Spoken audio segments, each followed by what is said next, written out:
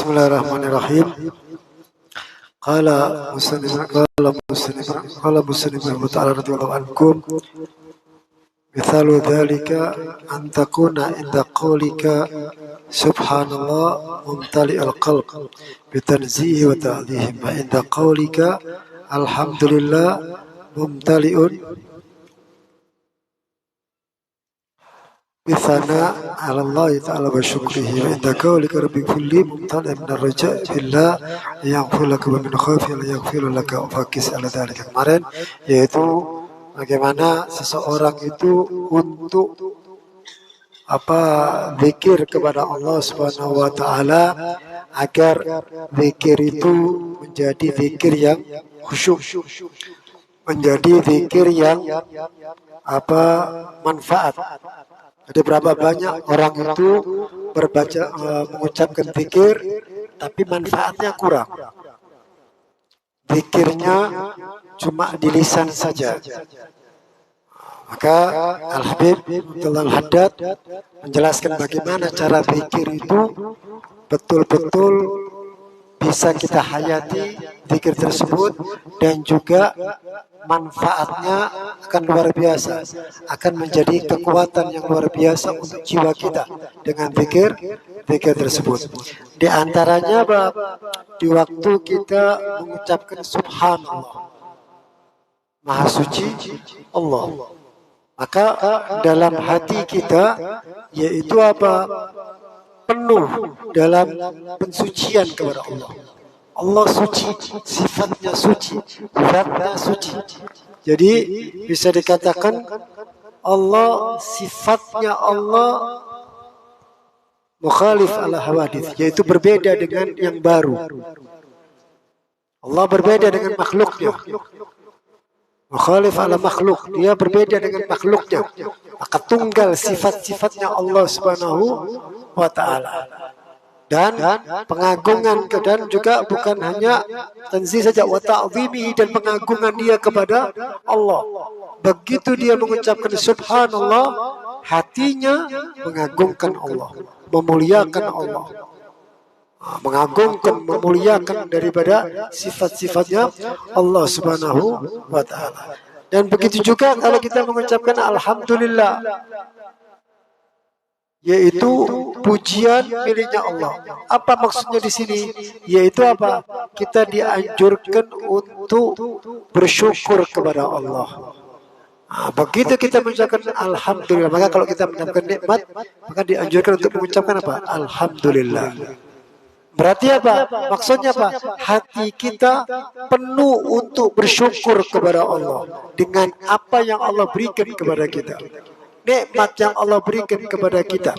Jadi begitu dia mengucapkan alhamdulillah, maka dalam hatinya penuh dengan nikmat-nikmat Allah yang tidak bisa dihitung. Nikmat tersebut, nikmat Allah yang luar biasa, apapun dalam kondisi bagaimanapun, tetap nikmatnya Allah terus kita mendapatkan setiap saat, dimanapun dan kapanpun. Terus nikmatnya Allah mengalir dalam tubuh kita, dalam kehidupan kita, tidak ada titiknya daripada nikmat tersebut. Maka begitu dia berzikir alhamdulillah, hatinya dia, ya Allah, tidak ada yang pantas kita syukuri kecuali bersyukur kepada Allah Subhanahu wa ta'ala. In syakartum la azidannakum. Maka orang-orang yang bersyukur, kata Allah Ta'ala, Allah akan tambahkan kepada orang tersebut. Wala in kafartum inna adzabi lasyadid. Tapi begitu dia kufur nikmatnya Allah, maka inna adzabi lasyadid, azabku sangat. Maka orang-orang yang betul-betul mengucapkan alhamdulillah dengan dihayati dia bersyukur kepada Allah. Syukur itu kemarin seluruh nikmatnya Allah untuk jalurnya kepada Allah, untuk fisabilillah. Nikmat umur, dipanjangkan umur kita oleh Allah Subhanahu wa taala untuk taat, untuk ibadah. Nikmat kesehatan untuk ibadah kepada Allah Subhanahu wa taala. Nikmat harta untuk kita salurkan kepada sesuatu yang manfaat, sesuatu yang fisabilillah, di jalannya Allah Subhanahu wa taala. Itu namanya bersyukur.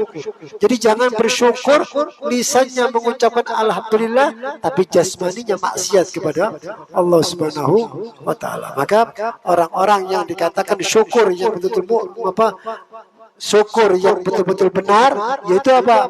Segala nikmatnya Allah yang dia rasakan untuk mencari ridhonya Allah. Apapun bentuknya, nikmat sehat untuk taat, untuk baca Quran, untuk hadir majelis ilmu, untuk dekat kepada Allah, untuk dekat kepada orang yang soleh, untuk sholat tahajud, untuk baca Quran. Nikmat sehat betul-betul diarahkan untuk dalam ketaatan kepada Allah. Apapun nikmat tersebut, maka ini dikatakan nikmat yang disyukuri. Bukan hanya cuma di lisan saja. Kalau kita mengucapkan alhamdulillah itu mudah, tapi mensyukuri nikmat itu dalam ketaatan kepada Allah, mengarahkan dalam ketaatan kepada Allah, ini jauh lebih utama. Jauh lebih afdal daripada untuk mengucapkan alhamdulillah. Maka lisan cuma mengucapkan alhamdulillah, maka hati menjelaskan apa yang diucapkan lisan, yaitu apa? Syukur dengan nikmat Allah yang Allah berikan kepada kita. Jadi sangat luar biasa. Begitu dia mengucapkan seperti itu. Dan juga begitu kita mengucapkan Rabbighfirli atau Astaghfirullahaladzim, kita istighfar, minta ampun kepada Allah. Apa dalam hati kita yang kita ucapkan? Yaitu apa? Yaitu mumtalian minar raja fillah, ayaghfirullah. Yaitu apa? Begitu kita mengucapkan Astaghfirullahaladzim, Rabbighfirli wa li walidayya, kita minta kepada Allah pengampunan, maka penuhi dalam hati kita untuk apa?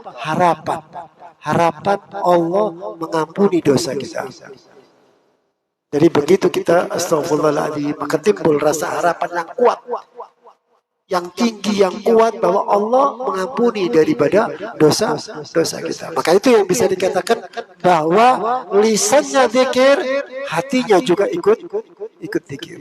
Jadi jangan cuma lisan saja daripada zikir. Dan juga apa? Begitu dia istighfar, dia minta ampun kepada Allah, maka dia teringat dosa-dosanya dia. Yang dulu dia bermaksiat, dulu dia nggak sholat, dulu dia nggak puasa, dulu dia berbuat macam-macam yang bermaksiat kepada Allah. Maka ingat daripada dosa-dosa tersebut. Agar apa? Agar timbul penyesalan. Nyesel kita, kenapa dulu saya berbuat maksiat. Nah, tetapi harapan ke depan, minta harapan kita mengharap kepada Allah agar apa? Agar dosa kita diampuni oleh Allah Subhanahu wa taala. Karena tidak ada manusia yang lepas daripada dosa. Pasti manusia tidak ada dosa. Maka begitu dia istighfar, dia minta ampun kepada Allah, maka penuhi dalam hati kita, Allah akan mengampuni dosa kita. Allah akan mengampuni daripada dosa-dosa yang dulu pernah kita kerjakan, dulu maksiat kita kerjakan, dulu dosa-dosa yang kita kerjakan. Maka yakinkan dengan kita istighfar, kita taubat dan nasuha, taubat kepada Allah Subhanahu wa taala, minta ampun kepada Allah daripada perbuatan maksiat yang terdahulu, dan kita istighfar minta ampun kepada Allah Subhanahu wa taala. Maka orang-orang yang beristighfar, yaitu apa? Dia mengharap untuk pengampunan kepada Allah Subhanahu wa taala. Dan wa min khafi an yaghfirlaka. Maka dan juga apa? Setelah dia pengampunan, dan juga jangan lupa kita juga takut dosa kita tidak diampuni oleh Allah. Jadi yang pertama apa? Harapan dosa kita diampuni oleh Allah dengan istighfar tadi. Yang kedua apa? Rasa takut. Takut apa? Dosa kita tidak diampuni oleh Allah Subhanahu wa taala. Lalu bagaimana antara harapan dan takut? Harapan ini agar kita punya prasangka yang baik kepada Allah. Ana inditoni abdibi, aku tergantung daripada prasangka hambaku. Kalau dia yakin diampuni dosa, diampuni. Minta ampun dengan taubatan yang betul-betul penyesalan yang luar biasa. Ada orang yang berbuat maksiat sambil ketawa, sambil senyum, maksiat. Bahkan ada yang bangga dengan maksiat kepada Allah Subhanahu wa taala. Dulu saya pernah gini, dulu bangga dia ceritakan itu semua. Enggak boleh. Maksiat tutup, sudah selesai. Yang dulu kita maksiat kepada Allah, tutup, sudah selesai. Minta ampun kepada Allah dengan harapan Allah mengampuni dosa kita. Dan juga apa? Yaitu apa? Kita juga punya rasa takut tidak diampuni. Kenapa kok gunanya takut ini? Agar apa? Agar kita tidak terjatuh berbuat maksiat lagi.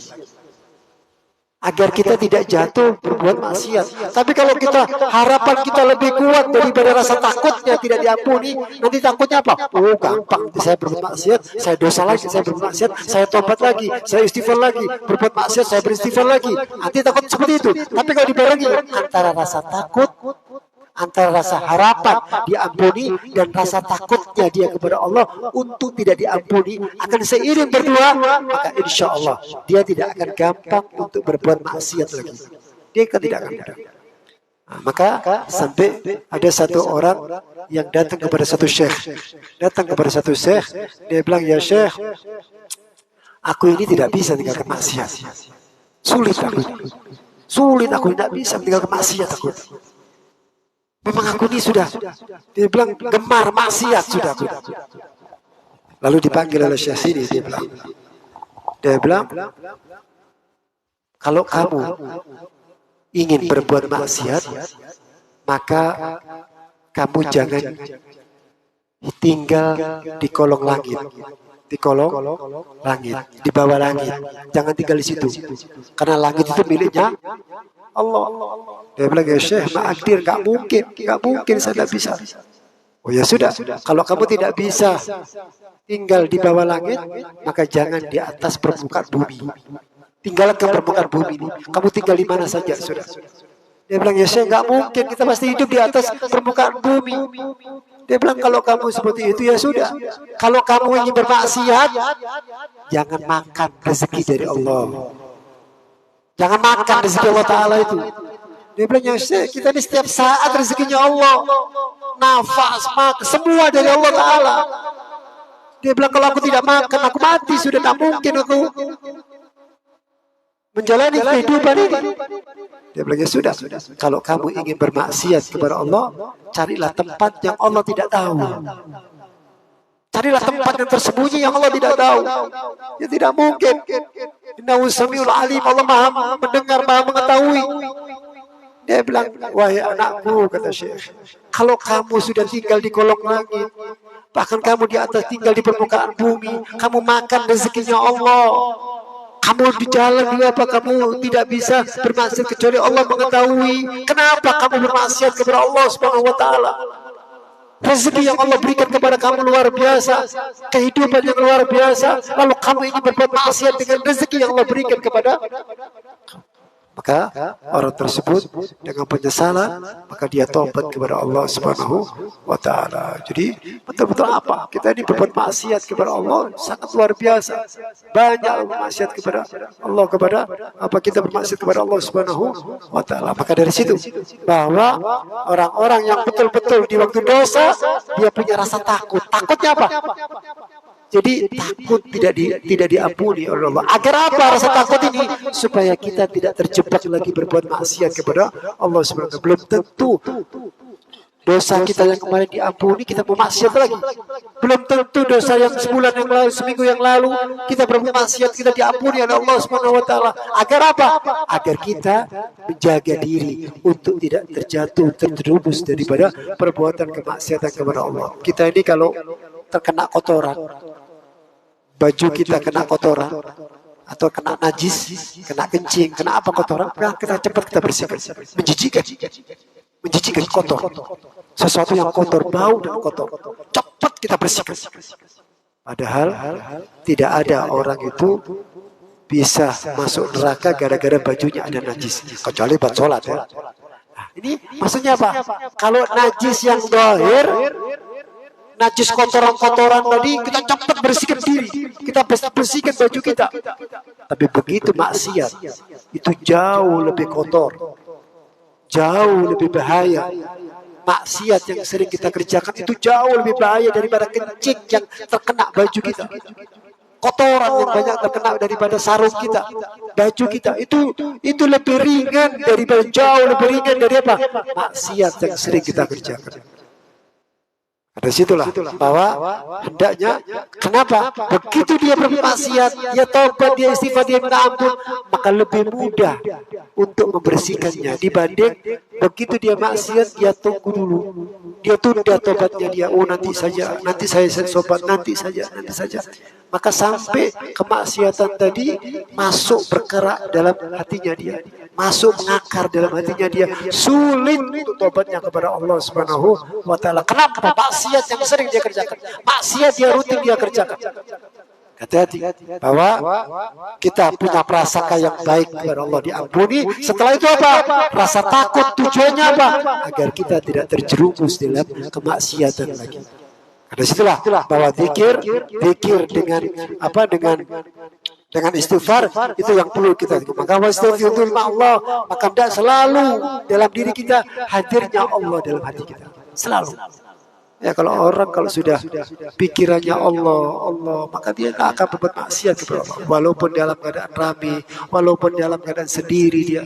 Kenapa? Karena wastaghfiru Allah, dia selalu berusaha bahwa Allah selalu mendekat kepada dia. Dia selalu dia yakin betul. Kita ini yakin bahwa Allah melihat kita. Kita ini yakin bahwa Allah mengawasi kita. Tahu Allah, kita tahu bahwa Allah Maha mengetahui dari semua perbuatan kita. Tapi kita tetap berbuat maksiat kepada Allah Subhanahu wa Ta'ala. Maka kata ulama-ulama ahli tasawuf, ini orang yang istihza, orang yang meremehkan urusan agama. Seakan-akan bahwa gak apa-apa. Maka orang-orang yang dalam dia meyakini bahwa Allah betul-betul dalam pengawasannya, maka dia, gerakan dia, diamnya dia di dalam kondisi yang ramai, dalam kondisi sepi, di rumah, di jalan, di masjid, di pasar, di toko, dimanapun dia berada, dia akan menjaga sikapnya. Kenapa? Karena dia meyakini Allah bersama dia. Dia tidak akan gampang untuk berbuat maksiat kepada Allah Subhanahu wa Ta'ala. Wastadisul menyuhibu, maka hendaknya berusahanya kelak dalam sifat-sifat yang apa? Yang Allah cinta kepada sifat-sifat tersebut. Perbuatan-perbuatan yang Allah cinta, jalankan itu terus. Karena itu yang daripada bekal kita, dan jauhi daripada wastinab bima lima yakrahu, dan semua perbuatan yang Allah benci, jauhi dari semua. Agar apa? Agar nanti kita kembali kepada Allah Subhanahu wa Ta'ala, kita membawa amal soleh, kita membawa amal-amal ibadah kita membawa Al-Quran kita, bacaan Al-Quran kita membawa sodako kita membawa tahajud kita membawa zikir kita. Dari situ, agar betul-betul apa? Hati ini sangat penting agar dibersihkan daripada perbuatan-perbuatan kemaksiatan kepada Allah Subhanahu wa Ta'ala. Maka zikir yang seperti ini, zikir yang betul-betul dihayati dalam hatinya dia, itu walaupun dia mengucapkan zikirnya cuma 10 kali, tapi itu nilainya beda. Ada orang baca zikir sampai 1000 kali. Astagfirullahaladzim misal, atau subhanallah, tapi cuma di lisan saja, nggak ada pengagungan kepada Allah. Maka zikir seperti itu manfaatnya sedikit ya, walaupun jumlahnya banyak. Walaupun 1000 kali dia baca zikir tersebut, tapi kalau hatinya ghafil, hatinya lupa, hatinya kemana-mana, maka itu tidak akan memberikan manfaat yang luar biasa. Tapi apakah tidak boleh? Apakah tidak sah? Sah, boleh. Tetapi manfaatnya kurang. Maka itu berapa banyak orang yang zikir, tapi hatinya tidak tentram. Yang seharusnya zikir ala bizikrillah tatmainnul qulub, zikir itu seharusnya tenang, bikin tentram, bikin nyaman orang yang zikir, maka dia tidak bisa menjadikan tentram dan nyaman. Kenapa? Karena zikirnya dia cuma di lisan. Berapa banyak orang sholat yang tapi sholatnya dia luar biasa, tapi dia suka berbuat zalim, suka mengambil haknya orang lain, suka merendahkan orang lain, sombong. Kenapa? Karena sholatnya dia cuma gambar saja, bukan sholat yang betul-betul. Inna sholatan tanha 'anil fahsya'i wal munkar. Sholat itu mencegah daripada perbuatan mungkar, kejelekan dan kemungkaran. Tapi begitu sholat itu tidak khusyuk, tidak hadir hatinya, maka sholatnya sah, tapi makna sholat itu sendiri tidak akan tercermin di luar sholat. Kalau orang sholat yang betul hatinya hadir, khusyuk dia, maka apa yang akan dia terapkan dalam kehidupan dia akan terus dijalankan. Tapi kalau misal sholatnya cuma di lisan saja, baca fatihahnya, rukunya betul semuanya sah, tapi pikiran dia kemana-mana, maka sholat itu akan menjadi manfaatnya kurang. Sah, iya sah. Gukir tadi tenang, nyaman di hatinya dia. maka dengan zikir tersebut bisa mengarahkan dia jauh lebih taat kepada Allah. Begitu zikirnya cuma di lisan saja, maka itu tidak akan mendapatkan manfaat yang besar, tapi justru manfaat yang sangat kecil. Maka sangat penting daripada hati tersebut. Maka disitulah bahwa hati ini luar biasa, sampai yaitu Al-Habib Hadid mengatakan wasrif inayataka ila amil kamat. Perhatikan urusan hati. Hati itu diperhatikan betul. Ya, jangan cuma di lisan saja. Hati ini penting untuk diperhatikan. Kenapa? Maka sampai dikatakan faqad qala Rasulullah sallallahu alaihi wasallam innallaha la yanzuru ila suwarikum wa a'malikum wa innama yanzuru ila qulubikum wa niyatikum. Lihat, sesungguhnya Allah itu tidak melihat bentuk kalian, gambarnya kalian, tidak. Tapi yang Allah perhatikan apa? Yaitu hati kalian dan niatnya kalian. Tapi bukan berarti itu seorang itu tidak sholat, tidak. Jadi tetap antara lahir dan batin berjalan. Lahir ini akan menjadi manfaat kalau batinnya jalan. Dan batin ini akan menjadi manfaat kalau lahirnya juga berjalan.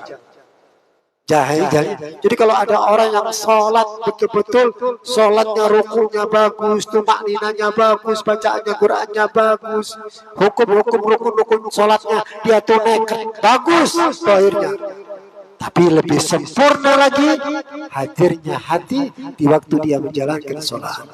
Maka Allah memandang ini. Kalau ulama-ulama fikih melihatnya ya sudah, selama dia sah, pakaiannya suci, pakaiannya bersih, tidak ada kotoran, tidak ada najis, maka sah sholatnya dia. Rukun-rukunnya dia jalankan sah. Tetapi pertanyaannya, apakah diterima sholatnya? Apakah bisa diterima sholatnya? Kalau ulama-ulama ahli tasawuf, orang yang sholat tanpa khusyuk, sholatnya tidak sah. Karena apa? Sholat itu bukan cuma gerakan-gerakan sini saja. Sholat ini yaitu apa? Zahirnya sholat dan ruhaninya juga sholat, hatinya juga sholat. Maka kata ulama minimal orang kalau sholat paling tidak waktu takbiratul ihram itu di waktu dia khusyuknya dia. Allahu Akbar itu tidak ada yang paling besar kecuali Allah. Tidak ada perkara yang lebih agung kecuali menghadap kepada Allah. Tidak ada yang paling penting kecuali sholat menuju kepada Allah, bermunajat kepada Allah, berdoa kepada Allah. Jadi betul-betul dalam sholatnya dia ta'zim, pengagungan dia kepada Allah Subhanahu wa ta'ala. Maka orang seperti ini apa? Rukunnya bagus, rukunnya sempurna, niatnya, hatinya hadir, maka dia menjadi.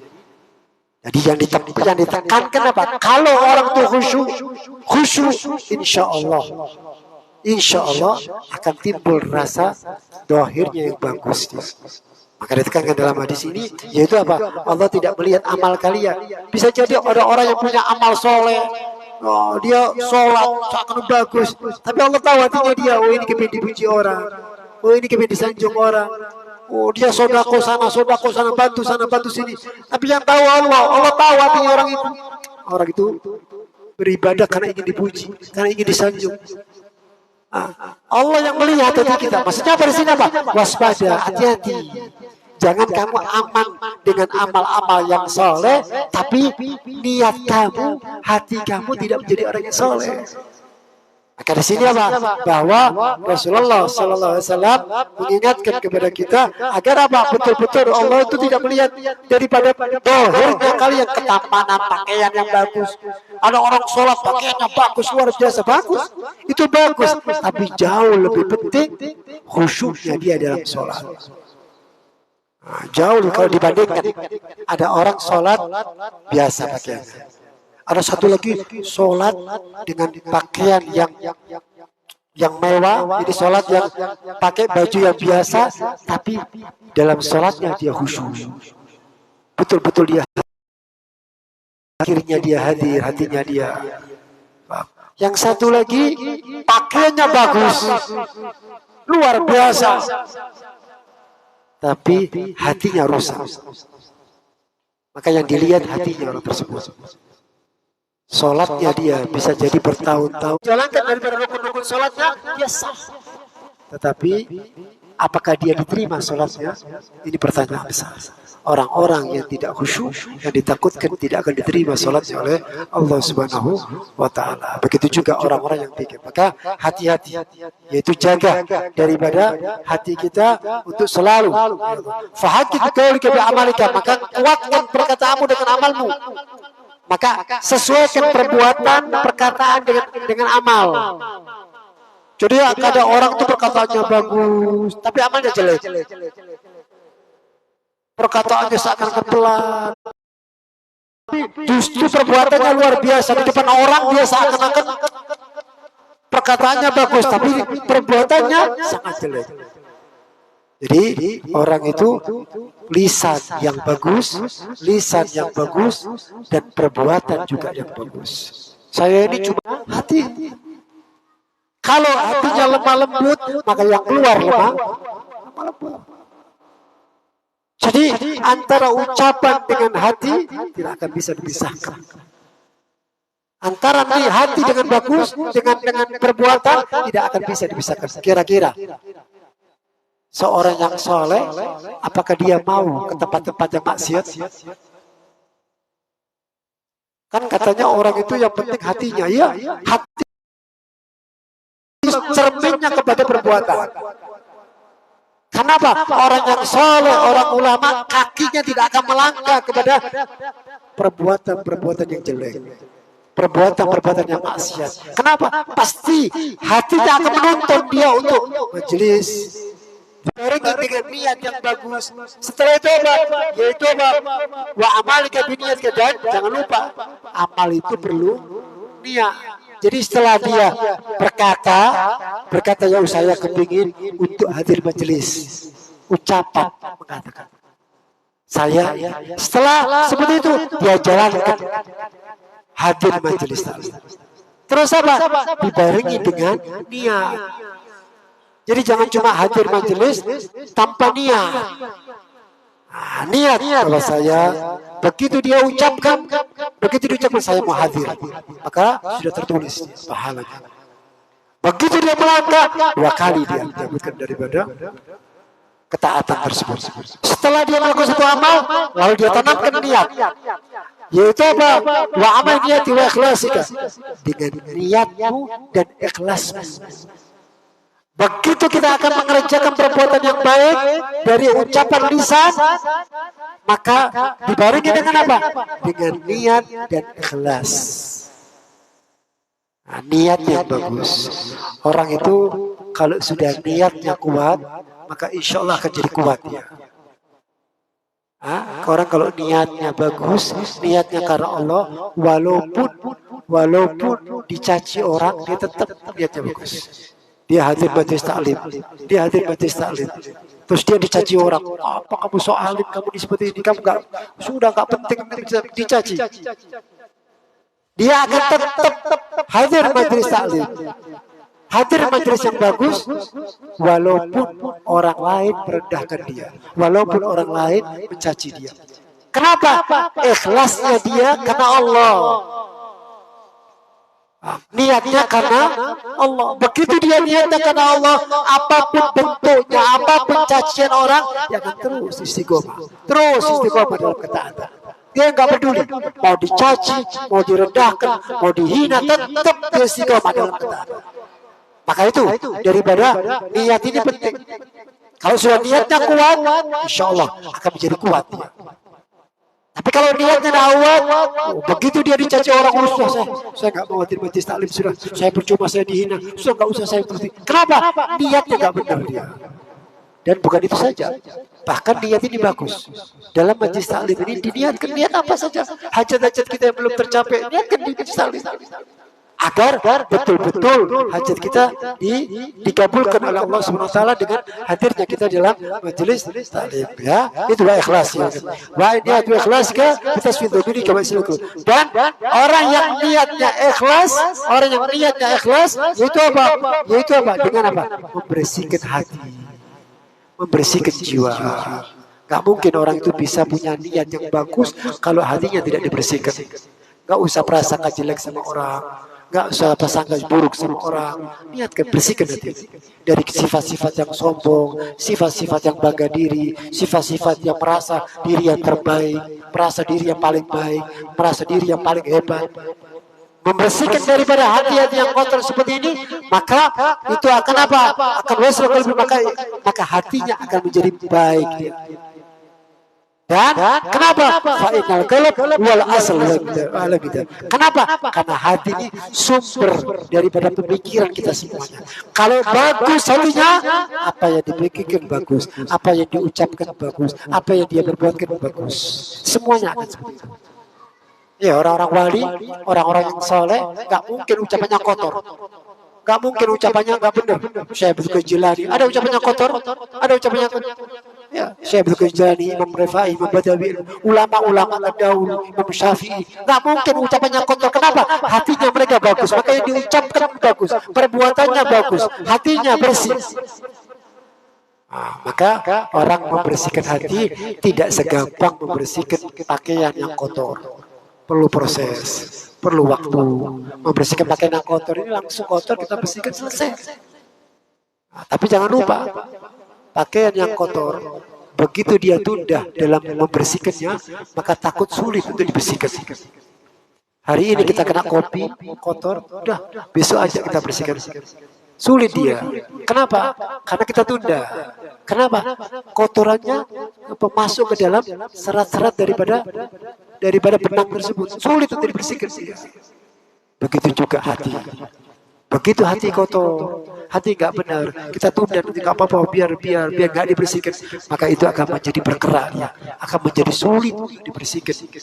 Karena situlah bahwa orang itu penting untuk apa? Untuk berkata yang bagus, amal yang soleh, dan amal yang ikhlas, itu daripada hati yang betul-betul karena mencari ridhonya Allah Subhanahu wa Ta'ala. Maka orang yang sudah bersih hatinya, dia akan menjalankan ketaatan istiqomah apapun yang terjadi dalam kondisi bagaimanapun, tetap istiqomah dalam ketaatan dia kepada Allah Subhanahu wa Ta'ala. Mudah-mudahan Allah berikan kita istiqomah fil khair, dibersihkan hati yang bersih, dibersihkan daripada penyakit-penyakit hati, dan diisi daripada hati yang terpuji, yaitu sifat-sifat yang terpuji, yang terus bisa istiqomah dalam ketaatan kita kepada Allah Subhanahu wa Ta'ala. Wallahu a'lam. Bismillahirrahmanirrahim. Alhamdulillahirabbil alamin.